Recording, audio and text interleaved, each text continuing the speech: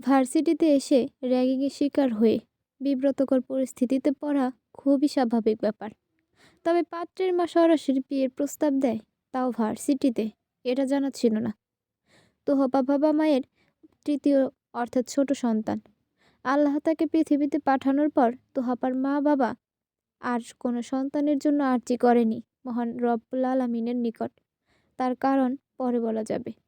এখন বলি, একটু আগে তোহাফার সাথে ঘটে যাওয়া আজগুবি ঘটনাটি। আজ ভার্সিটিতে প্রথম দিন।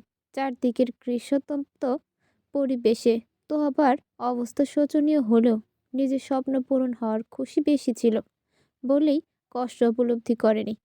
যানজটযুক্ত পরিবেশ পেরিয়েই নিস্তব্ধতায় মোড়ানো শৈথিল্যের হাওয়ায় নিজেকে বিলিয়ে বিশাল দরজা পেরিয়ে ভার্সিটির ভিতরে প্রবেশ করেছে মাত্র। চারদিকে সৌন্দর্য যেন পাগল করে তুলল মুহূর্তেই। গোল হয়ে বসে আড্ডায় মেতে থাকা বন্ধু মহলের ছবি তুলতেও ভুলল না নিজের পছন্দের ফোনে। সারি সারি গাছগুলোর ডালে বসে থাকা পাখিদের কিচিরমিচির শুনতে শুনতে এগিয়ে যাচ্ছিল সামনের দিকে। ঠিক তখনই কোথা থেকে একজন ভদ্র মহিলা এসেই ওর গাল টেনে দিলেন। আহ বলেই যখন কিছু বলতে যাবে, অমনি তিনি তোহপার চোখে মুখে হাত বুলিয়ে বললেন, কি মিষ্টি দেখতে তুমি মেয়ে। এত সুন্দর মেয়ে রেখে আমি কিনা এতক্ষণ চোরকির মতো এদিক ওদিক ঘুরঘুর করছিলাম। ভাবা যায়, তুমি মেয়ে ভারী মিষ্টি। আমাকে আমার ছেলের তোমাকে আমার ছেলের বউ করতে চাই। তুমি রাজি? ওনার কথায় তোহাফা শুকনো বিষম খেলো। কাশতে কাশতে বলল, আন্টি আমি এখানে পড়ালেখা করতে এসেছি, বিয়ে করতে না। আপনি কে? আর বেছে বেছে আমাকেই আপনার কেন পছন্দ হলো? দেখো দেখি মেয়ে বলে কি। শোনো মেয়ে, আমি জানি এখানে সবাই পড়ালেখা করতে আসে, তাই এখানেই মেয়ে খুঁজতে এলাম। তবে একটা মেয়েও পছন্দ হলো না। তুমি একটু ভালো করে চেয়ে দেখো, ওরা কেমন ভাবে এসেছে লেখাপড়া করতে। ওদের পোশাক আশাক দেখে আমি খুবই কষ্ট পেলাম। মনে হচ্ছে এরা লেখাপড়া করতে নয়, বিয়ে বাড়িতে এসেছে। তবে তোমার এমন শালীন পোশাক দেখে আমি বুঝে গেছি তুমি খুব ভালো মেয়ে। ভদ্রমহিলা চারদিকে থাকা মেয়েদের দেখিয়ে কথাগুলো বলল। ওরা জিন্স, ফতুয়া, টপস পরে এসেছে। ওদের দিকে তাকে একটা ভেঞ্চি দিতেও দ্বিধাবোধ করলেন না ভদ্রমহিলা। তোহাফা নিজেও এসব পরে, তবে বাড়িতে। বাহিরে বের হলে সবসময় বোরখা পরে বের হয়। এবার তো ভদ্রমহিলাকে বলল, আন্টি আমি নিজেও এসব পড়ি। ভদ্রমহিলা ওর কথায় পাত্তা না দিয়ে বললেন, দাঁড়াও আমার ছেলেকে ভিডিও কল দিই, ওকে দেখাই কেমন পুতুলের মতো একটা রাজকন্যা পেয়েছি ওর বউ করার জন্য। আমার ছেলে তোমাকে দেখলে নির্ঘাত হার্ট অ্যাটাক করবে। উফ, এটা ভাবতেই আমার খুশি খুশি লাগছে। কথাগুলো বলে ভদ্রমহিলা ফোন বের করলেন। অবস্থা বেগতিক দেখেই তোহাফা ছুটে চলে যেতে নিল। তার আগে মহিলা তার হাতটা খপ করে ধরে ফেললেন। কারো উদ্দেশ্য বললেন, দেখো আমি মেয়ে পেয়ে গেছি। এবার তোকে বিয়ে দেওয়া থেকে আমাকে কে আটকায় আমিও দেখছি। দেখ মেয়েটা কত কিউট আর সুন্দর। এই কথা বলেই মোবাইলটি তোহফার নিকট এগিয়ে ধরলেন। তোহফা নিজেকে ছাড়িয়ে নেওয়ার আপ্রাণ চেষ্টায় ব্যস্ত। তাই সে খেয়াল করলো না ফোনের ওপাশে কেউ তাকে মুগ্ধ চোখে দেখছে। তবে মুগ্ধতা গভীর হবার আগেই ছেলেটি তোহাফার ছটফটানি দেখতে পেল। তোহাফার অস্বস্তিও চোখ এড়ালো না। নিজের মুগ্ধতা দূরে ঠেলে জোর গলায় মায়ের উদ্দেশ্যে বলল, মা তুমি এগুলো কি করছো? তোমার পাগলামি এবার বন্ধ করো। তুমি কি দেখতে পাচ্ছ তোমার পাগলামির জন্য একটা মেয়ে বিব্রত বোধ করছে? প্লিজ মা, দয়া করে মেয়েটার হাতটা ছেড়ে দাও। যেতে দাও ওনাকে। তোহাফা ছেলেটার বলে যাওয়া প্রতিটি কথা শুনতে পেল, তবে চোখ তুলে তাকানোর সাহস এই মুহূর্তে তার হয়ে ওঠেনি। কি একটা বিচ্ছিরি অবস্থায় তাকে পড়তে হলো ভেবেই তার খারাপ লাগছে। সতেজ মনটা পিঁপড়ে দিলেন এই ভদ্রমহিলা। ইচ্ছে করছে দু চারটা কড়া কথা শুনিয়ে দিতে, তবে কেন জানি নিজেকে কঠিন করতে পারল না। তাই নরম সুরে বলল, আন্টি দয়া করে আমার হাত ছেড়ে দিন। দেখুন সবাই কিভাবে দেখছে আমাদের।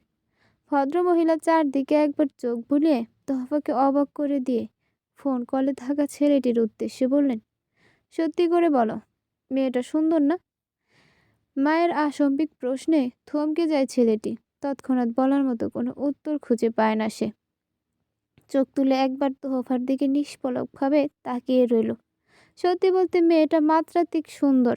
এই যে তার মায়ের হাত থেকে ছাড়া পাওয়ার আপ্রাণ চেষ্টা করছে, এখানেও যেন সৌন্দর্য লুকিয়ে আছে। সে ফোন কলে আছে প্রায় 7 মিনিট। এই 7 মিনিটে মেয়েটা একবারের জন্য ফোনের স্ক্রিনে তাকায়নি। সেখানেও সৌন্দর্য খুঁজে পেল ছেলেটি। মায়ের পাগলামির জন্য খারাপ লাগলেও মেয়েটার এমন সৌন্দর্য দেখে কিছুটা নয়, অনেকটাও ভালো লেগেছে। কিরে কিছু বল। হঠাৎ মায়ের কথায় ছেলেটা সম্মিত ফিরে পেল। বিচলিত কণ্ঠে বলল, কোথায় বসে এসব করছো তুমি মা? কেন আসবে এখানে? ঠিকানা দেব? আমি জানতাম তুই এমন কিছুই বলবি। তবে তোর আসতে হবে না, আমি নিজেই আসছি মেয়েটাকে নিয়ে। তুই অপেক্ষা কর। এই কথা বলেই ফোনের লাইনটা কেটে দিলেন। এদিকে ভদ্রতা বজায় রাখতে গিয়ে তোফার অবস্থা বেহাল। সে পারছে না ভদ্রমহিলাকে ধাক্কা দিয়ে দূরে সরিয়ে দিতে। অন্যদিকে ভদ্রমহিলা তোহফার হাত ধরেই ভার্সিটি থেকে বেরিয়ে এলেন। হাতটা এমনভাবে আগলে ধরে আছেন যেন তোহফা কোনো চোর বা ডাকাত। ছেড়ে দিলেই পালিয়ে যাবে। তোহফা হাঁটতে হাঁটতেই ভদ্রমহিলার উদ্দেশ্যে বলল, আন্টি এমন করছেন কেন? আমাকে ছেড়ে দিন। আমি কোথাও যাব না। আমি বাড়িতে না ফিরলে আমার বাবা মা কষ্ট পাবে। দুই ভাই আর ভাবি না পাগল হয়ে যাবে। দয়া করে আমায় ছেড়ে দিন। চুপ করো মেয়ে। আমি কি তোমার বিক্রি করতে যাচ্ছি নাকি? আমি তো রাজকন্যার সাথে রাজপুত্রের সাক্ষাৎ করাতে যাচ্ছি। আর তুমি বাড়ি না ফিরলে তোমার বাবা কষ্ট পাবে কেন? তোমার ভাইয়েরাও বা পাগল হবে কেন? তুমি কি আজই আমাদের বাড়িতে সেটেলড হওয়ার পরিকল্পনা করছো নাকি? দেখো মেয়ে, আমি তোমার পরিবার ছাড়া তো তোমায় এভাবে নিয়ে যাব না আমার বাড়িতে। আজ দুজনে দুজনকে দেখো, তারপর দুই পরিবার পাশাপাশি বসে কথা হবে। তোহফা ভদ্রমহিলার কথা শুনে অবাক না হয়ে পারল না। তার কথার ভুল মানে বের করে কিভাবে তাকে এতগুলো কথা শুনিয়ে দিল মহিলা। এই কার খপ্পরে সে পড়ল, এটা ভেবেই নিজেকে নিজের কপাল চাপড়ালো। কোনো উপায় না পেয়ে ভদ্রমহিলার সাথে তোহাফাকে রিকশায় উঠতে হলো। সে যে চিৎকার করে লোক জড়ো করবে তাও কোনো উপায় নেই। সে ছোট নয় যে তাকে চকলেটকে দেখিয়ে তুলে নিয়ে যাচ্ছে। উল্টো লোকজন তোহাফাকে পাগলের উপাধি দিবে এমন 7-5 যখন ভাবছে, তখন তার হাতে ঠান্ডা শীতল কিছু অনুভব করলো। ভালো করে তাকাতেই দেখলো ভদ্রমহিলা কাঁদছে। তোহাফা ঘাবড়ে গেল। ভদ্রমহিলার হঠাৎ এমন পরিবর্তন দেখে তোহাফা কি বলবে খুঁজে পেল না। তবে ভদ্রমহিলার কান্নার গতিটা খুব ভয়াবহ। ফর্সা নাক মুখ হঠাৎ করে লাল হয়ে উঠল। কোনো গম্ভীর ব্যথায় যে কাঁদছেন তিনি সেটা বুঝতে পারল তোহাফা। যে ব্যথায় তিনি রোজ কষ্ট পান হয়তো। নিজেকে সামলে তোহাফা বলল, কি হয়েছে আন্টি, কাঁদছেন কেন? এই দেখুন, আমি আর ছোটাছুটি করবো না চলে যাবার জন্য। তবু আপনি কাঁদবেন না প্লিজ। ভদ্রমহিলার কান্না থামেনি। তিনি নিজের মতো করেই চোখের জল বিসর্জন দিতে থাকলেন। এভাবেই কেটে গেল কয়েক সেকেন্ড।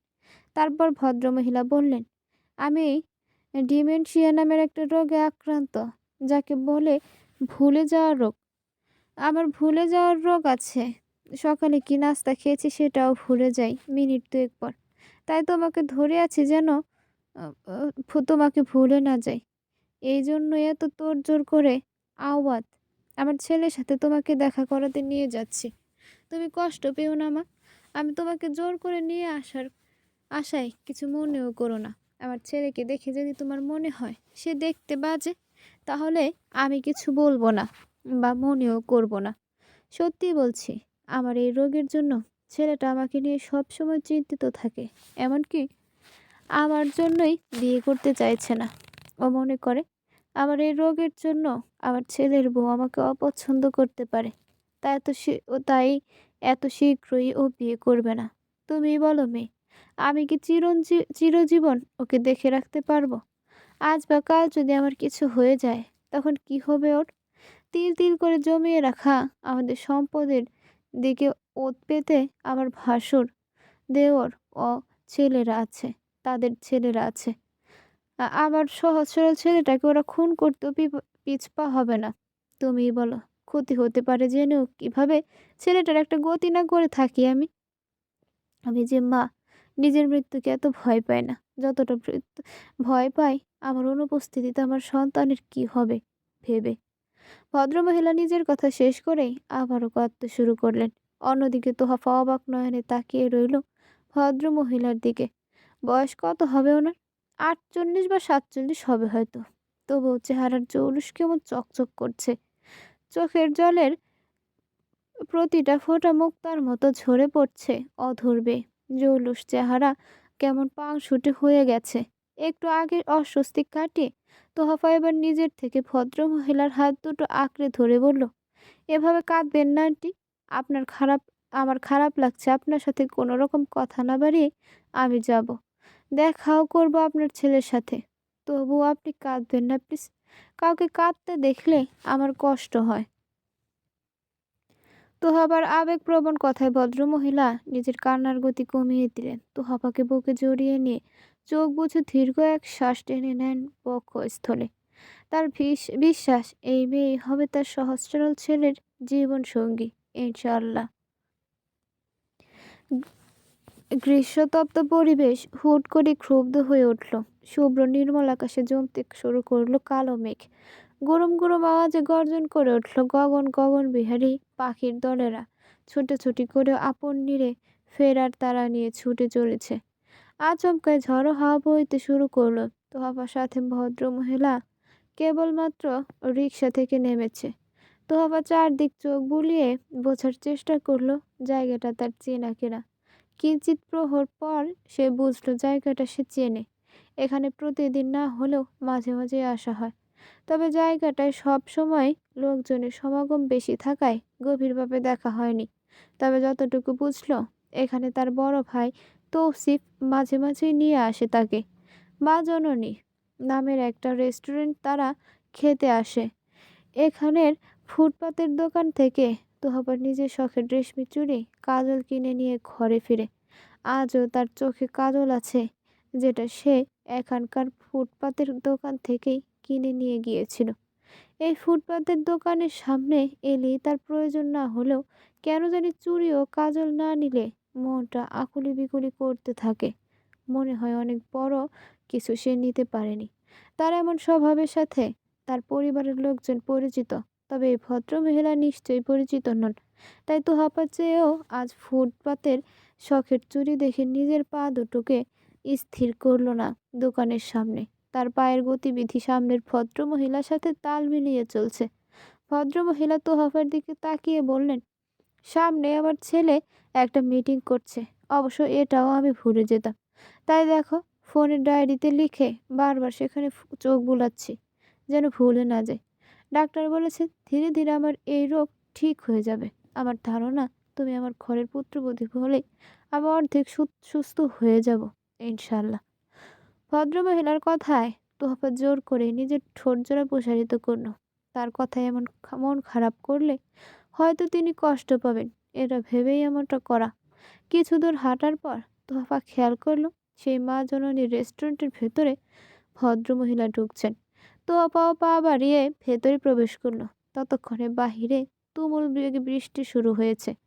ভারী বর্ষণের দাপটে শহর পুরো শীতল হয়ে গেছে। গ্রীষ্মের কড়া রোদে শুষ্ক হয়ে থাকা পিচঢালা রাস্তায় বৃষ্টির ঠান্ডা শীতল পরশ পড়তেই সেখান থেকে ধোঁয়া উঠছে। ধুলোমাখা রাস্তায় বৃষ্টির পানি মিশে যেতেই কেমন একটা ঘ্রাণ নাকে ভেসে এলো। ঘ্রাণটা ভালো না খারাপ এই মুহূর্তে সে অনুভব করতে পারল না। অবশেষে দুজনেই একটি টেবিলে বসে থাকা পুরুষের সামনে এসে দাঁড়ালো। ভদ্রমহিলা আওয়াজ বলে ডেকে উঠতে পিছু ফিরে তাকালো লোকটা। তাতেই তোহাফার হার্টবিট খুব খারাপভাবে নিজস্ব গতি হারালো। ধক ধক করে হার্টবিট নিজের গতিপথ অনুসরণ করা থেকে হঠাৎ করেই যেন থেমে গেছে। দম মেরে বসলো, ক্লান্ত হয়ে নেতিয়ে পড়ল। কয়েক মুহূর্তের ব্যবধানে অভিধানের অন্তর্ভুক্ত সকল ভাষা তোহাফা হারিয়ে ফেলল। বাকরুদ্ধ হয়ে ড্যাব ড্যাব করে তাকিয়ে রইল ছেলেটার মুখ পানে। ততক্ষণে ছেলেটা উঠে দাঁড়িয়েছে। নিজ দায়িত্বে তার মাকে চেয়ার টেনে বসিয়ে দিয়ে সুন্দর একটা হাসি দিয়ে তোহাফার উদ্দেশ্যে বলল, বসুন। আমি খুবই দুঃখিত আমার মায়ের ব্যবহারে। অবশ্য সে আপনাকে জোর করে ধরেই নিয়ে এলেন। দয়া করে কিছু মনে করবেন না মা। মনে করবেন না, মায়া এমনই। আমি নিজ দায়িত্বে আপনাকে বাড়িতে পৌঁছে দেব। প্লিজ এখানে বসুন। আওয়াদের কোনো কথা তোহাফার কর্ণকুহরে পৌঁছায়নি। কারণ তোহাফা তখনও আওয়াজকে দেখে গভীর ঘোরের মাঝে ডুবে আছে। আওয়াদের কথা শুনবে কি করে? সে তো আওয়াজকে দেখার নেশায় তলিয়ে যাচ্ছে ধীরে ধীরে ধীরে ধীরে। এত সুন্দর কোনো পুরুষ হলে রোজ প্রতিটি মেয়ে নির্ঘাত হার্ট অ্যাটাক করে হাসপাতালে ভর্তি হতো। নেহাত সে কঠিন হৃদয়ের মেয়ে না হলে নিশ্চিত সেও হার্ট অ্যাটাক করতো। জ্ঞান হারিয়ে আওয়াজকে দেখার জন্য ছটফট করতো। আর অচেতন হয়ে থাকা শরীর। সে শুনে এসেছে ছেলেমেয়েরা ফর্সার থেকে কালো ভালো। তবে আজ বলতে ইচ্ছে করছে এমন পুরুষ সুদর্শন হওয়াই ভালো। সুপুরুষ সুদর্শন হওয়াই ভালো। এমন সুন্দর দেখতে কোনো ছেলে হলে মেয়েদের সুন্দরী উপাধি উল্টো হয়ে যাবে যে। মেয়েরা অতিরিক্ত সুন্দর হলে তাদের সুন্দরী, পরী আরও অনেক নামে ডাকা হয়। তাহলে ছেলেদের কী নামে ডাকা হয়? আচ্ছা, ওনার গার্লফ্রেন্ড আছে নিশ্চয়ই। হয়তো আছে। এই তো সুন্দর মানুষের গার্লফ্রেন্ড নেই। এটা মিথ্যা কথা। তোহাফার যখন ন- নিজের মাঝে নিজেই নেই, তখন আওয়াজ তোহাফার দৃষ্টি আকর্ষণের জন্য হালকা কাশি দিল। কাশির শব্দ তোহাফাকে লজ্জা দিল, কারণ সে যেভাবে তাকিয়েছিল সে নিশ্চয়ই আওয়াজ তাকে ভ্যাবলাকান্ত মনে করেছে। ইস, কি বিচ্ছিরি অবস্থা! আজ তার সাথে সকাল সকল বিচ্ছিরি পরিস্থিতি কেন হচ্ছে? তোহাফা নিজেকে সংযত করে ফাঁকা চেয়ার টেনে বসলো। মাথা নিচু করে নিজের হাত নিজেই খুঁটিতে ঢাকলো। নিজের মন ও পল্লব জোড়ার সাথে পরিস্থিতিতে সে জীবনও পড়েনি। তোহাফা তোহাফাকে আরও লজ্জায় ফেলে দেওয়ার জন্য ভদ্রমহিলা বললেন, বলেছি না আমার ছেলে দেখতে মাশাল্লাহ। দেখলে মেয়ে, তুমি চোখ ফেরাতেই পারছিলে না প্রথম দেখায়। ভদ্রমহিলার কথায় তোহাফার অস্বস্তি দ্বিগুণ বেড়ে গেল। সে পারছে না এখান থেকে ছুট লাগিয়ে পালিয়ে যেতে। মহিলাটি জোর করে ধরে নিয়ে এসে এখন আবার লজ্জায় ফেলছে।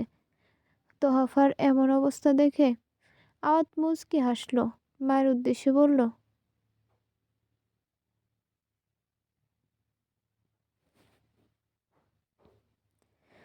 মা চুপ করবে? একে তো তুমি ওনাকে জোর করে ধরে নিয়ে এসেছো, তার ওপর এভাবে লজ্জা দিচ্ছ কেন?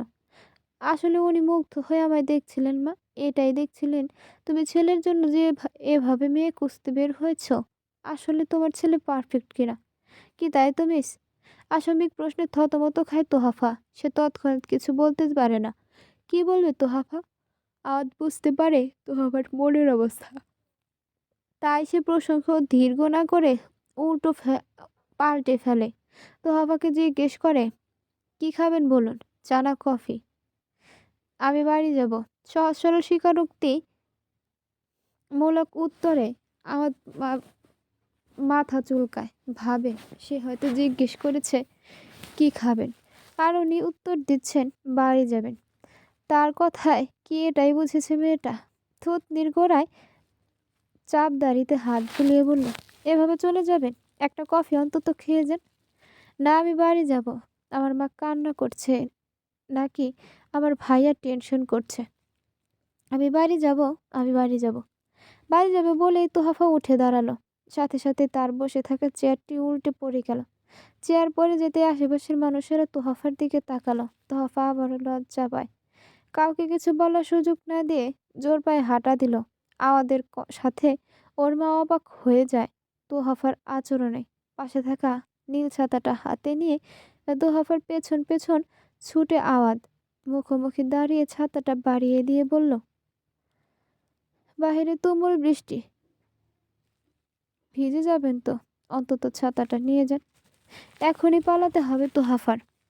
তাই কোনো রকম কথা না বাড়িয়ে সে আওয়াদের হাত থেকে ছাতাটা নিল। হাতের কিঞ্চিত স্পর্শ পেতে দুজনের হার্টবিট বাড়াতে বেড়ে যায়।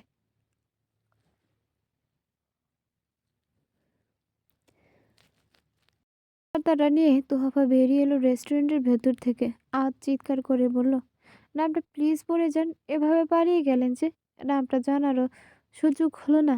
ওদের স্পষ্ট ভাষায় নাম জানতে চাওয়া তোহাফা না চাইতেও নিজের পায়ে স্থির করলো। তবে সে কিছু পিছু না ফিরেই বলল, তোহাফা। তোহাফা সামনে এগিয়ে চলে গেল।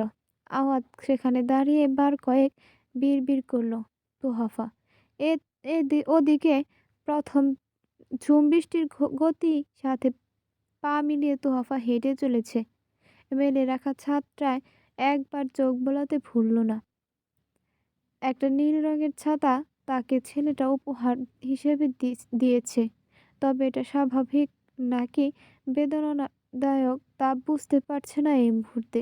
নীল রং নাকি বেদনার রং? তাহলে ছেলেটা কি তাকে ব্যথা হিসেবে নীল রঙের ছাতা উপহার দিল? এই ছাতাই কি তবে তার ব্যথা পাবার প্রথম ধাপ? না না, সে কি ভাবছে এসব আপটুম বাগটুম। তাকে স্থির হতে হবে শান্ত। এই মুহূর্তে শান্ত হতে হলে তাকে বৃষ্টিতে ভিজতে হবে। যেই ভাবা সেই কাজ। ছাতাটা বন্ধ করে তোহাফা ভিজতে ভিজতে বাড়ির পথে রওনা হলো। তবে সে খেয়াল করলো না একজোড়া চোখ তাকে গিলে খাচ্ছে। খুব গম্ভীরভাবে তার প্রতিটা শির উপশিরার পরিমাণ মেপে নিচ্ছে আড়াল থেকেই।